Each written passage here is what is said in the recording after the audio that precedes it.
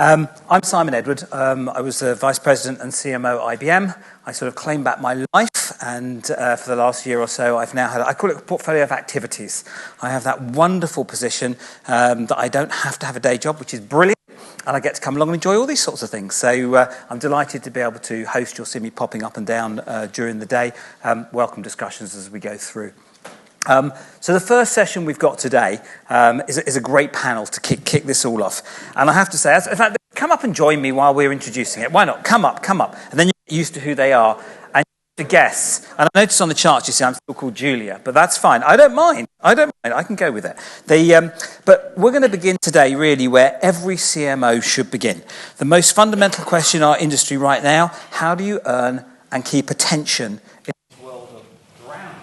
I mean, we're all brown in terms of what we're going through. We scroll past most messages, we don't give them the attention they've got, they pop up in front of us, we're transient, we're on trains, we're looking at it as we go past, we've got to grab their attention.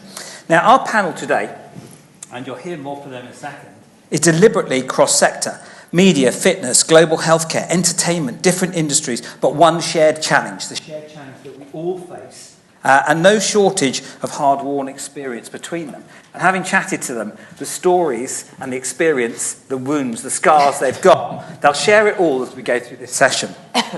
Now, I'm going to be moderating. I expect a direct conversation. If you want to fight, it's fine. Absolutely fine here in terms of where we're going. If there are other challenges or questions you've got from the floor, by all means, just call them out, put your hand up. I try and keep an eye. If I don't, just shout. That's absolutely fine. And we'll turn to your questions.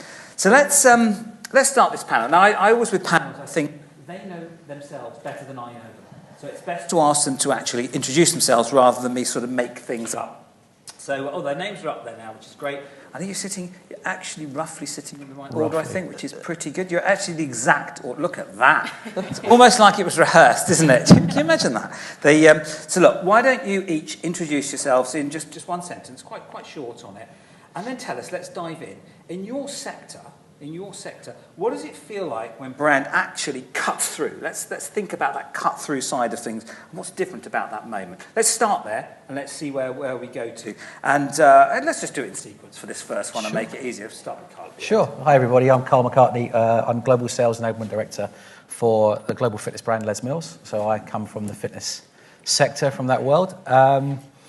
What does it mean when a brand cuts through? Particularly in fitness, it's getting through the noise.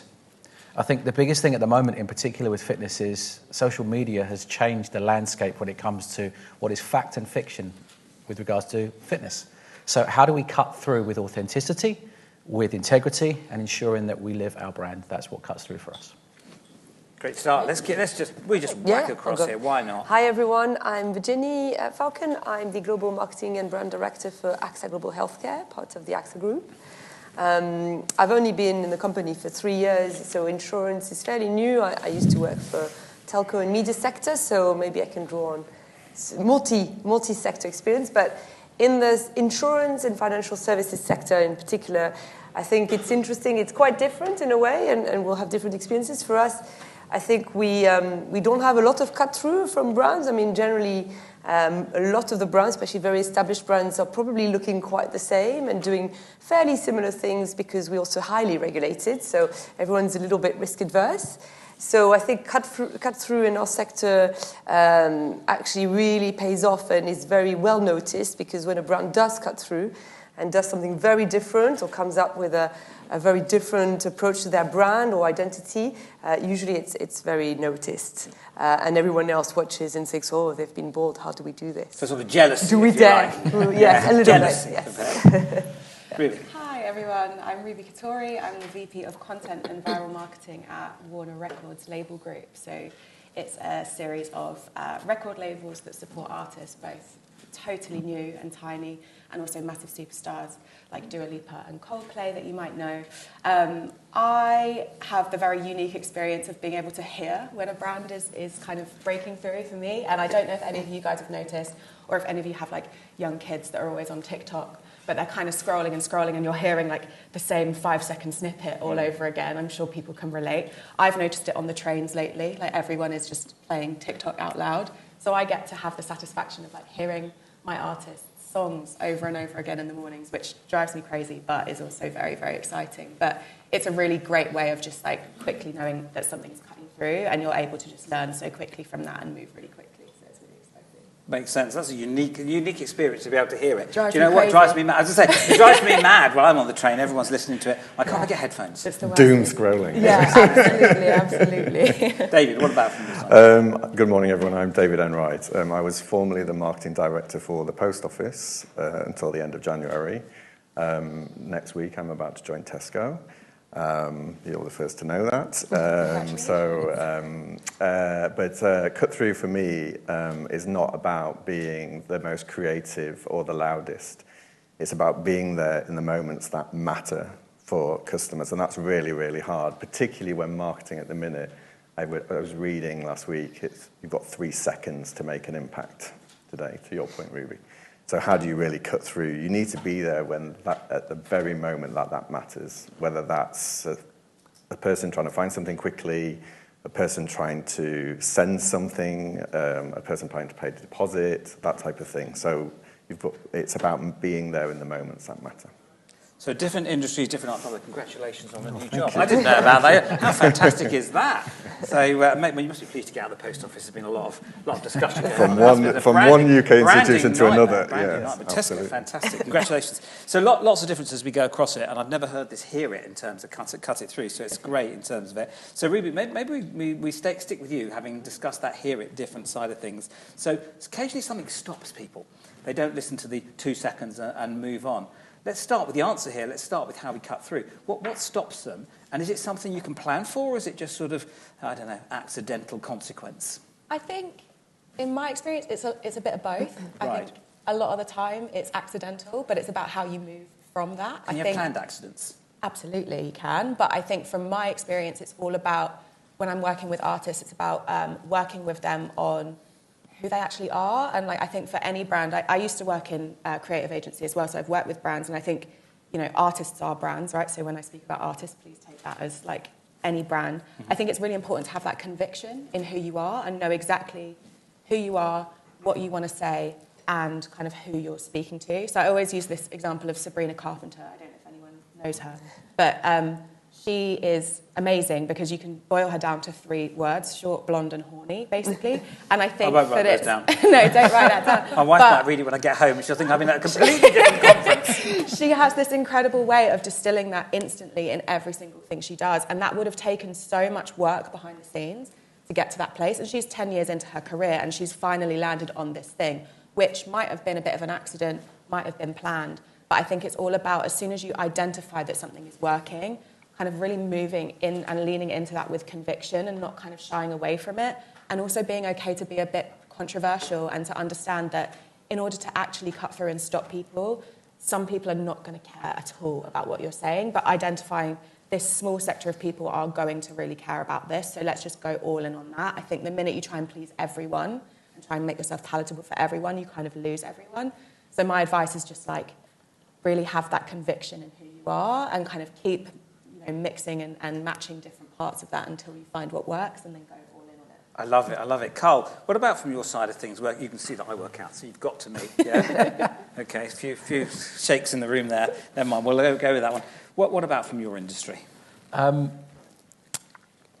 think what David said there about moments that matter, that it just resonated with me. It was a different example I was going to talk about, but actually one that's landed with me was, as a fitness company, we're known for working with health clubs and fitness brands and developing and training instructors. But one of the things that we've really hung our hat on in the last few years, particularly coming out of pandemic, is global events. So we also run fitness events around the world, and the biggest one recently that had massive cut through that we didn't anticipate would happen was a very small event that we run in Riyadh, Saudi Arabia, where we had 500 people working out in a room, which on any given event isn't really a huge big deal for us. But the reality was there were cross-gender participation at this event. There were men and women working out for the first time in Riyadh in Saudi Arabia. And that hit a different nerve when it came to global reach. And we didn't anticipate that. CEO of EMEA was sort of promoting the event. But when we found out about it and we saw the reel on it, it just hit something different. And for us, it was just that moment in time that we captured and said, actually, this could make a real difference to our brand globally, but more importantly, it makes a real difference to the people that were at that event on that day. So for us, that was cut through from a marketing perspective that was completely unintentional. It wasn't planned. We just happened to land on something pretty special at that event. So it's interesting. There's the deliberate, there's the cut through. Virginia, David, any comments from you in terms of your thoughts on this? Yeah, I mean, I would relate certainly with the idea of the, I suppose, kind of really landing on what matters to people. So what has been mentioned a few times, really for us, certainly the cut through. When we've had the most success was really understanding what matters to people, especially in terms of causes or things, and really landing into that. And our most successful campaigns or activities have been really when we have kind of leaned into not what we want to push or what we are about, or I mean, certainly in terms of insurance especially, it's quite dry, so it's a bit difficult to cut through on just that, but more the moments that really matter to people. So for us, for instance, there are a few things. I mean, if we take the example of AXA Health in the UK, they've been running a campaign, and actually AXA generally have been running a campaign around domestic violence, for instance, lately, and this is because it's something that we cover as part of our product. We cover people who are victims of domestic violence, and we support them. We've run a campaign, and typically that has really had an amazing response because it has really resonated with people beyond the insurance, but something that really matters, or a societal issue that we're trying to tackle as a brand. And for instance, if I take my particular division, AXA Global Healthcare, we look after people who travel, expats around the world and their families.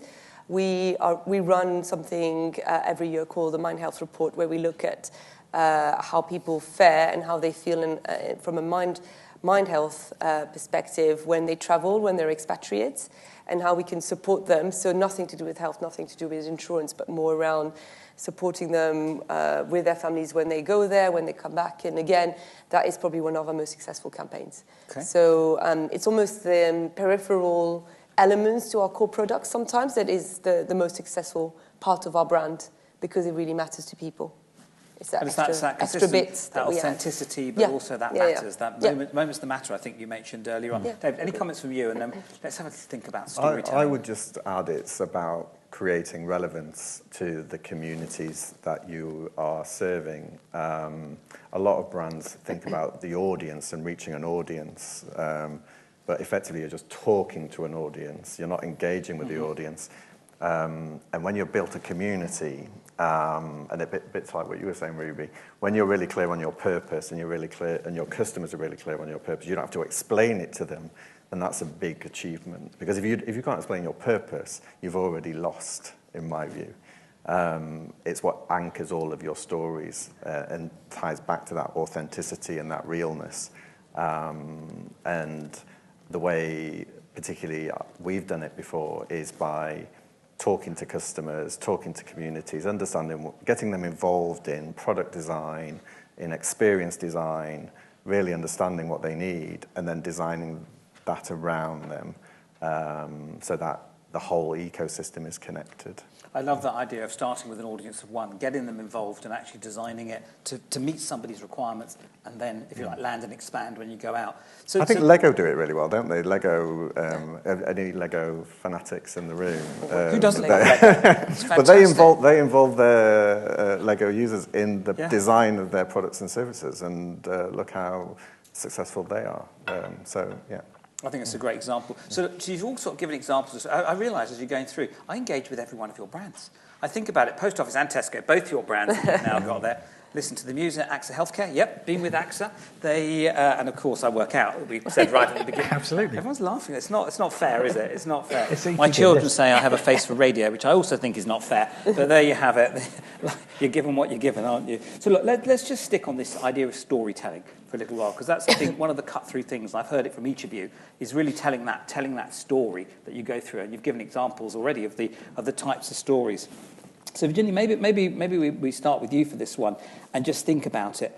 If a brand tells a story and they go out there and you've given examples of it, How important is it that they genuinely live that story? And in my mind, I've got blonde and horny, but that's honestly, that's nothing to do with it. It's your fault. I totally blame you for that. I'm not coming to you for this question. Ginny, what's your view on it, that genuinely living that story versus just telling a story?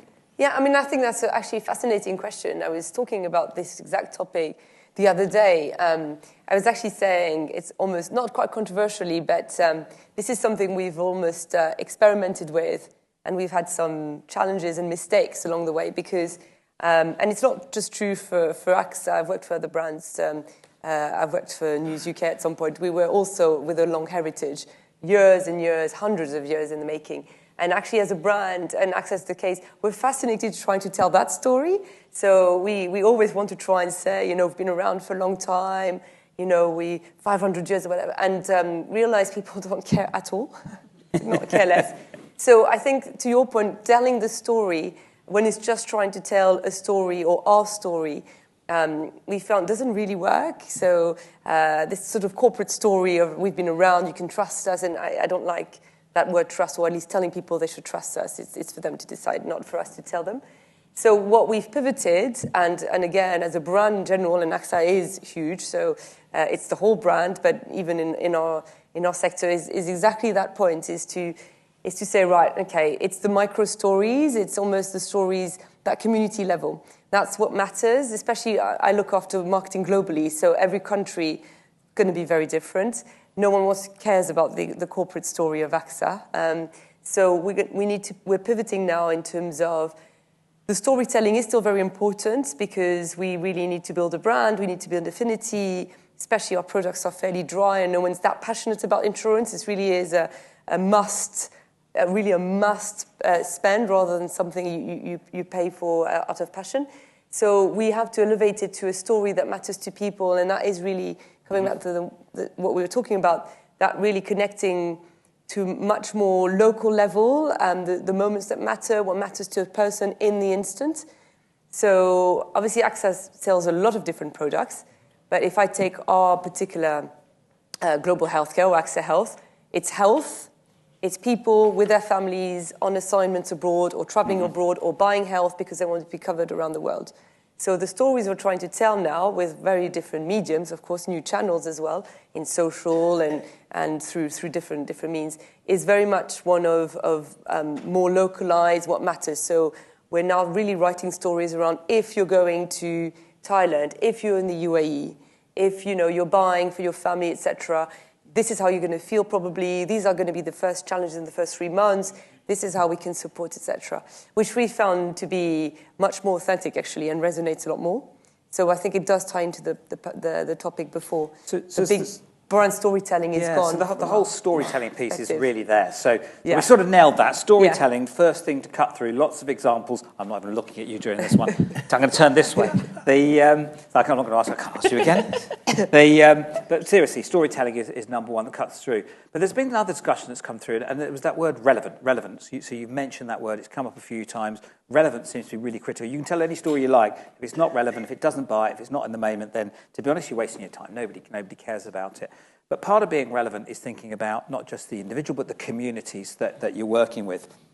And Carl, maybe I'll come to you with this one, but community is an interesting one. And you've all spoken about social and different medias. Is community now sort of, I don't know, a database with a hashtag, and that's your community, and you link to it, and you never meet them? Or is there a version of community that is genuinely self-sustaining, that it really bites, it really makes a difference? And I guess what makes that difference? Because community may be the second answer to some of the challenges we've got about how we stop people just scrolling past so that they care, and we cut through that noise that we're fighting with. What's your thoughts, Carl? Yeah, we're really lucky from our business point of view.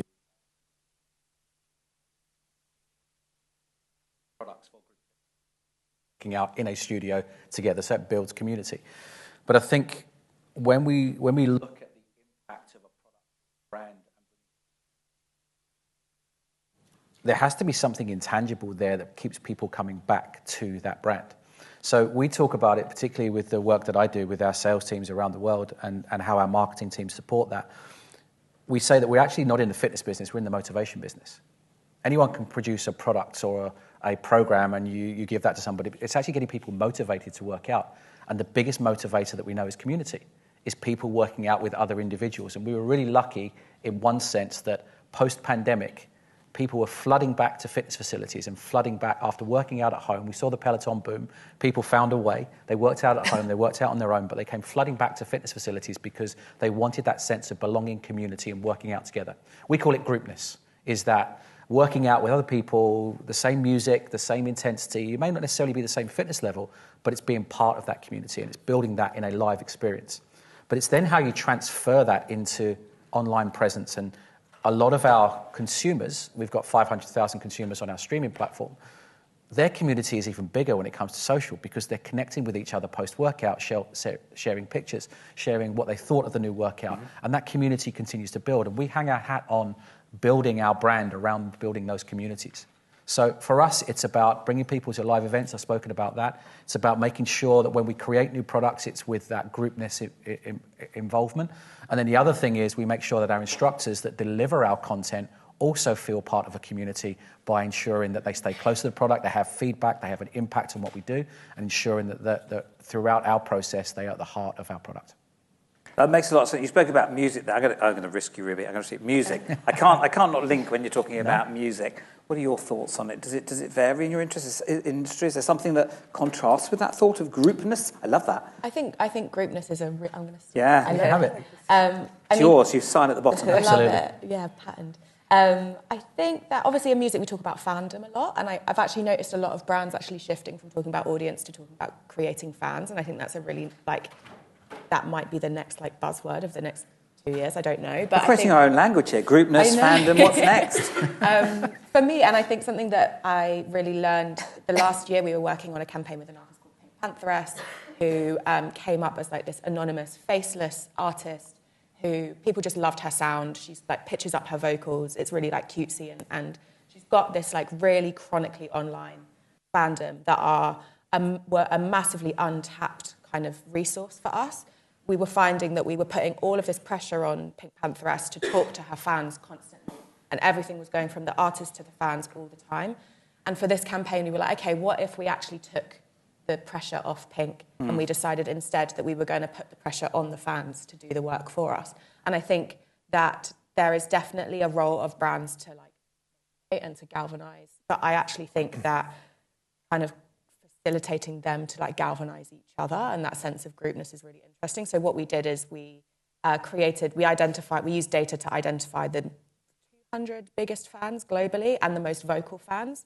So we looked at their social footprint, their their reach, but also their influence and their ability to kind of get other fans to kind of buy a product or stream a song or whatever. We put them basically in this exclusive group, and every part of the campaign we fed them first. And so they got content that no one else had ever seen.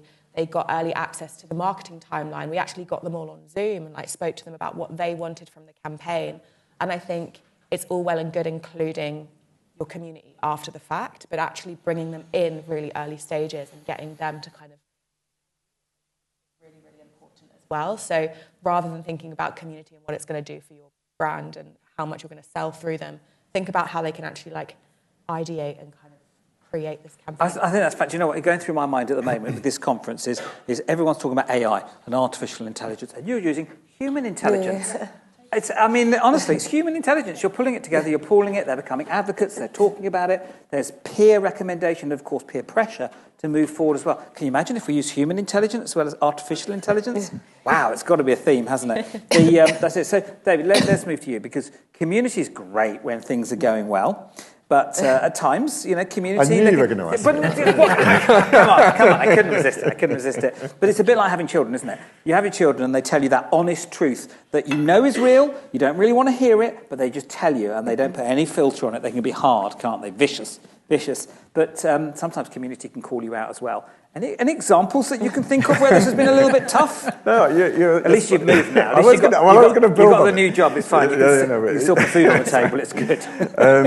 But it's really important because actually communities are there when things go wrong. Yeah. So it's and it's through the strength of communities that can drive change. And I saw that at post office when we were going through the crisis. Which one was that? The strength of people when they come together. We measured brand trust, and we did that on a monthly basis. And what's quite surprising, let's say, with the scandal was actually we saw our levels of trust go up, not down, because people in local communities, their face of the post office is the post office that you use, you know. So effectively, and the trust in those individuals went up. So transactions went up. So commercially, it was advantageous ultimately. But from a corporate perspective, because we also measure trust from a corporate perspective, that went down. So it's quite interesting to understand actually at a local level what's happening versus what's happening at a corporate level, because they're often very different things happening there. So yeah, and a job, the job really is to identify all of those local stories. So for example, when banks are closing, that's impacting local businesses, right, etc. When there is some other issues within the community, actually, if your brand's showing up, that makes a huge difference to that community and builds your maybe fans or the supporters. I'm a big fan of a sort of hyper-localization, making it, and it comes back to that word relevance, making it really relevant, but not just personalization, even further, individualization. So actually you start to become a little more intimate with the person. You know exactly what they're doing. You can add value to their discussion because then people appreciate it, as opposed to just taking their data and using it blindly, or maybe using it to give them a parking ticket or something that is less pleasant. So I think using data in the right way can make a big difference. So it's a great example. Tough gig that you went through. I'm surprised you've still got hair. I'm a bit jealous, actually. I have to say, with experience like that, that's really tough. But it's one of those things, isn't it? What doesn't kill you makes you stronger. I think it's definitely that type of approach for the post office. Well, it's important that really you tough. Do what you say. Often brands don't always do what they say. They're aspiring to do something, but the experience doesn't match it. And therefore people start to lose their trust in the brand. Yes. So it's so important that. Well, that's that authenticity piece we were talking about with blonde and gorgeous, or whatever. What was the term? What did you say? Short, blonde and horny. Short, blonde and horny. Who was it? Sabrina Carpenter. Okay. Short, blonde, and I'm never going to remember that, but it's probably best I don't.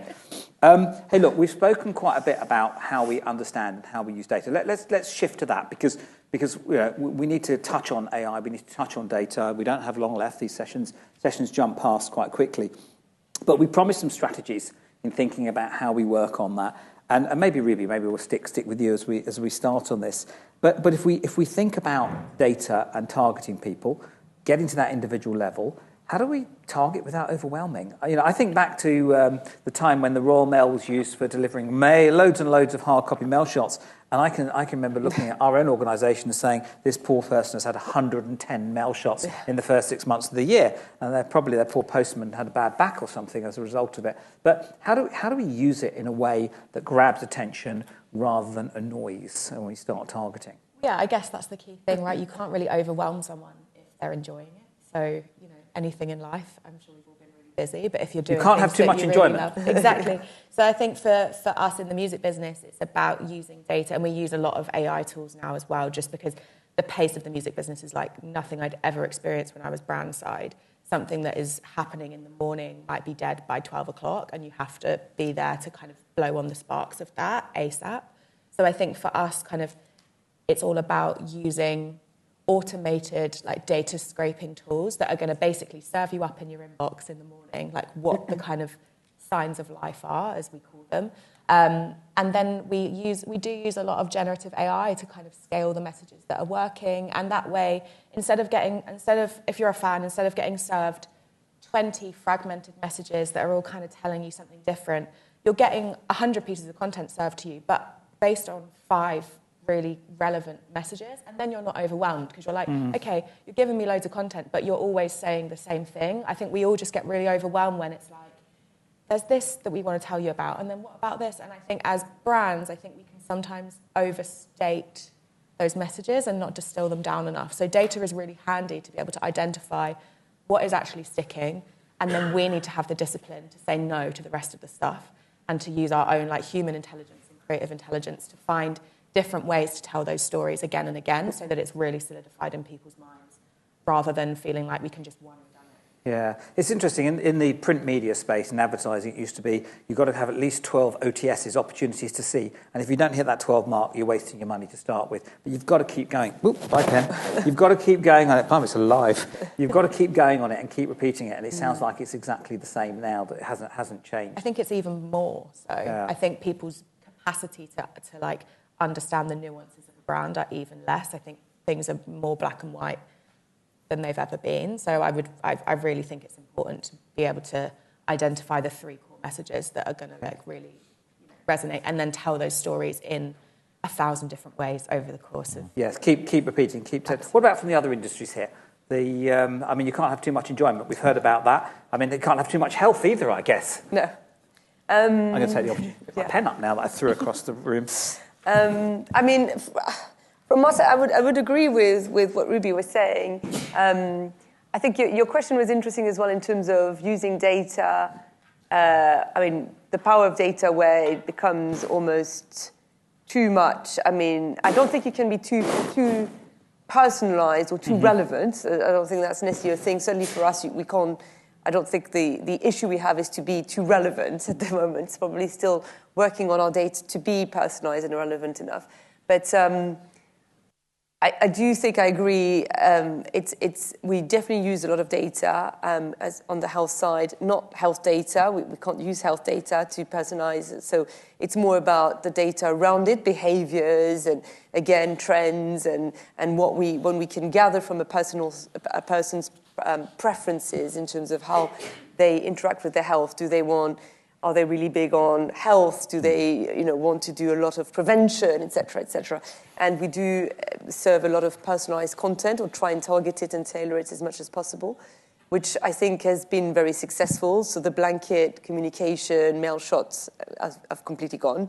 Health is an interesting one, isn't it, though? Some people are really open and willing to engage and talk about health condition. Other people really want to sort of, if you like, bury their heads in the sand, to use a phrase. This is why personalisation is important, because people will have very different preferences in what they want to share or what they want to receive as well. The ones who do share, we send them a lot. We do a lot of content, thought leadership, around advances. At the moment, we're actually in the making of one, which is all about longevity. So we're partnering with a longevity specialist, a doctor who's actually really specialist in that. And we are about to issue a thought leadership paper around longevity, all the longevity techniques and medicine and medication and things that you can access to gain years of life. And some people don't care about this and others are all over it. Yeah. And so based on what we've gathered, we might serve some of that content, really personalize some people who really, really want that kind of content. It's a balance, isn't it? There is a lot. Even with health, it's a sensitive topic, but you can do a lot. The other thing, the final thing I'd say is for us, it's also been a shift, especially with AI, in terms of using AI tool to be much more omni-channel. So we try and avoid 15 emails. We're not that great yet. Everyone's probably sat there thinking, I've still received 10 emails from AXA yesterday. We still do that a lot. Emails is still the main thing, and we do bombard people. It's one of my big projects, is to try and bombard less. But we are using omni-channel experiences and channels a lot more as well. So we're trying to, again, find people where they are, where they want to interact. So it could be WhatsApp, it could be TikTok, wherever people would really want to be, and trying to follow the people around. Ginny, there's a real danger, though, isn't there? Yeah. Carl, maybe there's a counter here on it, but AI, and you mentioned AI and being personalised, is great. But that's more and more content. Yep. I mean, it just keeps coming at you. Ruby was saying earlier, oh my God, there's so much stuff, and you have to keep going, and you have to keep telling on it. Faster and cheaper, you can get content out there. We can all do it. We're creating so much stuff. Thank God storage price has gone down, because there's so much stuff out there. But doesn't that simply just flood them? Are we just doing too much marketing, too much content stuff? I think so. I think that in terms of messaging, it needs to be the right message at the right time. And we're bombarded with so much information. I mentioned it before about social media, TikTok and fitness influencers. Fitness influencers. There's so much out there now. How do you know what's real and what isn't? I think I bring it back, and I was just reflecting then as you were speaking, particularly around AI. One of the things that we do on a B2B level is, as a global business, we serve up global trends or global consumer insights at a local level. So we bring it back to the market. And fitness is very insular. You know, if you work in a fitness club, if you're a health club manager, then that is your world. There's nothing outside of those four walls, and that's what you do. So a lot of your decisions are made around your club. So we commission consumer fitness reports at least every 2 years, and we've just published our latest report back end of 25, so we've published it this year into 26. And one of the things around AI is that consumers, only 10% of consumers will trust an AI coach. Which when you bring that back to a club manager, and they're sitting there thinking, I've got to use AI, I've got to streamline my business, I've got to bombard my members. Actually, people are more savvy to what AI is producing now. And they still want that personal one-on-one interaction. So when we think about the workforce shortage, I'm going off of marketing, but into something different here. There's a workforce shortage at the moment in fitness because we can't recruit fitness instructors to work in clubs because they have aspirations to be online and be an online coach and other things. When we bring that back to club managers and say, actually, you've got to change your recruitment strategy because you need more coaches on a personal level, that is valuable insight and data that we can serve up and really give value to our customers. So it's not just about using data to influence how we serve our business better. Actually, how do we use those trends to support our customers in the B2B space, which ultimately will build trust, brand equity, and help us grow. It's interesting, you come back to timing and getting the message at the right time. You know, for years we've been talking about this approach of message management. Yeah, one message to one person at one time, think about the individual, think about it. And so some of those disciplines, those approaches, they haven't gone away. They've been translated maybe into a new vehicle to transfer it. Maybe we can do it quicker. The new data, which means we can understand and have more intimacy with the individual so that we can get them better. Actually, the responsibility is now on us as marketers to get it right and not serve up rubbish that people aren't interested in, to be, what was the word, relevant in terms of what we do. But time's a really interesting one. Look, and I was just going to say, I think the job now is knowing when not to show up, because the risk with AI and all technology is that you can over-automate and over-personalize. Yeah. So actually the job is knowing when not to do that. Because that's what drives the overload, back to our topic, you know. So we think we need to do more and more and more and more and more and more. We're always being asked to do that. But actually we need to be thinking, no, we step back. Uber do it quite well, I think. Is there anybody from Uber in the room? There is. Somebody from Uber. I was on the train. No, Deliveroo, not Uber. I'm thinking it's Deliveroo, not Uber. Deliveroo. I was thinking, who is here from it? Deliveroo is much better than Uber, by the way. Yeah. Much better. Amy is from Deliveroo, and she's doing it. No, so I was going to say, I was coming from the train from Yorkshire back to London, and Uber were messaging me about booking my next train. They knew I would, so they're using, obviously, geo-targeting. Yeah. They knew I'm doing all that. But I don't get any other communication from them. And that goes back to the point of relevance, being a message at a relevant time, and not bombarding you with it's interesting, because that feels like a transactional conversation, not a relationship conversation. And it's the relationship conversation that cuts through. That just feels like they're selling you something. Well, it's a transaction. Yeah. It's a transaction. I think people kind of want that, no? They want a transaction. They want a fake AI bot trying to be my friend. Like, they want genuine community. Certainly don't want a fake friend. Although some people might have a fake friend, might be quite nice. I don't know. Have a chat with them if they're nice back. But I agree. It's about that genuine authenticity. So look, time's running out. We're clicking through. So let's start bringing this to a head, if you like. And everyone wants to go away with action. I mean, today is about actions. It's not about sitting there quietly. It's about taking away actions. It's about making a difference, talking to people, working out what you're going to do next. So let's leave some gems as we go through here. So one specific sort of practical thing, not more visibility or more meaning. We've spoken about that. Something that any marketeer in this room can go away and tomorrow they get back to their desks and they do something. That one practical thing they can go with. And where should we start? Who's looking most disconnected here? You're all looking really connected. Let's just start. Dave, what's your view? I would say care more about the customer than a campaign. And by that I mean focus on a particular customer problem, a pain point that you know about, and focus on that and fix that. And that will make more difference in the customer journey than any campaign will. Okay, makes perfect sense. Really? I would say go and really think critically about what success looks like. I think we start campaigns and we're like, it just needs to get 200 million views or whatever, but actually that's not a meaningful metric. So go through everything you're running and add some rigor to like, what does success actually look like? Am I trying to get more shares here because I want to create cultural conversation? Do I want people to be saving this down to revisit us later for brand loyalty? I think really think about your end objective and make sure that your measurement metrics match up rather than getting distracted by things that are just vanity. So design successive from the start absolutely makes sense. Perfect sense. Virginie? Yeah, I think, the word this panel seems to have been relevant, so I think I was going to use that to say, to the point we were saying, the Uber example, for me as a brand, just know where to be at the right time, in the right place for customers. So it's about doing less, or knowing how to not be present, or being less present, but being present or there when it matters to people in the right time, in the right place. Which I think we can now do with all the tools that we're equipped with. Makes sense. Being there when people care. And finally, Carl. There's a couple of examples there that I you can only use one. Yeah, I know. Sorry, Ruby already brought one up, but I'll pivot. I think the biggest one for me to take away is any piece of work that we do, any campaign, any messaging, any piece of content. How does it link back to your company's purpose, your brand's purpose? And that really grounds me a lot when I'm speaking, particularly with our sales teams, is it's really easy to get caught up in the commercial outcome, as we said, the end in mind, what's the commercial impact? But when it comes to communicating, when it comes to people, it comes back to purpose. And if you have a strong brand and a strong purpose, ask yourself that question, how does this line up to our purpose? What a great point to end on in terms of that. I absolutely agree. It has to start with purpose. If you cannot articulate the purpose of your business, then you cannot do marketing that's guaranteed to link up to it. You can't justify the spend. You can't make sure all the effort that you're working on is there. Purpose has to be at the start. So I was looking at this thinking, I always take away, I learn far more than I give on these things.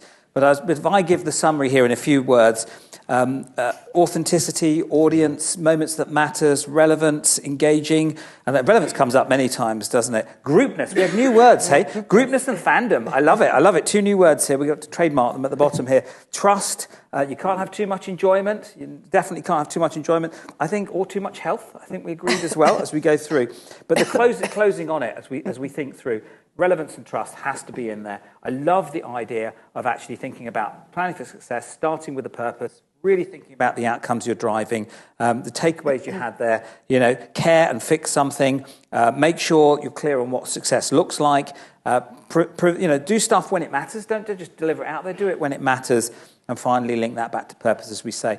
What a fantastic session. Thank you very much to the 4 of you. Absolutely brilliant. Really appreciate it.